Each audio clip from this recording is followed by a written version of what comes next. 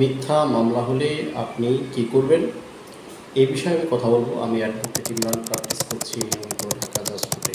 ভিডিওটি দেখার জন্য অবশ্যই আমার চ্যানেলটি সাবস্ক্রাইব করে সাথে থাকবেন, আর যারা টিকটক থেকে দেখছেন অবশ্যই আমার চ্যানেলটি ফলো করে রাখতে পারেন নিয়মিত আপডেট পাওয়ার জন্য। আর যারা ইতিমধ্যেই ফলো করেছেন অথবা সাবস্ক্রাইব করেছেন তাদের আন্তরিক ধন্যবাদ। মিথ্যা মামলা হলে বা আমাদের দেশে মিথ্যা মামলা অহরহ হচ্ছে, এই ক্ষেত্রে আপনারা কি করবেন দেখেন।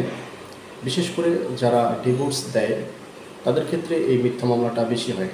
অর্থাৎ কোনো পুরুষ লোক যখনই ডিভোর্স দেয় তখনই তার ওয়াইফ এই মিথ্যা একটা যৌতুকের মামলা দায়ের করে দেয়, নারী নির্যাতনের মামলা দায়ের করে দেয়, এবং তার উপর ভিত্তি করেই কিন্তু এই হাজব্যান্ড যারা স্বামী রয়েছে তারা কিন্তু পলাতক হয়।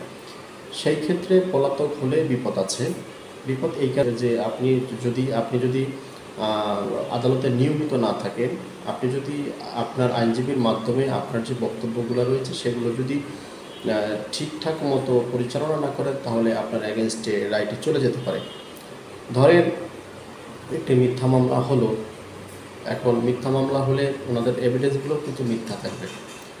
যদি আপনি পলাতক হন তাহলে এই মিথ্যা এভিডেন্সগুলো আদালত সত্য বলে ধরে নেবে, মনে করবে আসামি যেহেতু পলাতক রয়েছে তার মানে এগুলো সত্য। আর এগুলো যদি আপনি একজন আইনজীবীর মাধ্যমে আদালতে শরণাপন্ন হন এবং নিয়মিত হাজিরা দেন এবং এই বিষয়গুলো সাক্ষ্যের মাধ্যমে যদি আপনার আইনজীবী প্রমাণ করতে পারে তাহলে অবশ্যই আপনি এই মামলায় খালাস পেতে পারেন।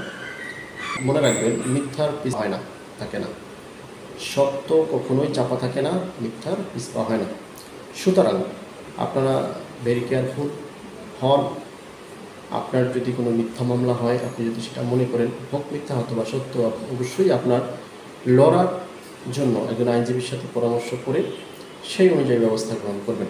ধন্যবাদ সকলকে। আপনাদের যদি কোনো পরামর্শের প্রয়োজন হয় অবশ্যই স্ক্রিনে দেওয়া নাম্বারে যোগাযোগ করতে পারেন। এছাড়া আমাকে ইমেইল, হোয়াটসঅ্যাপে মেসেজ করতে পারেন।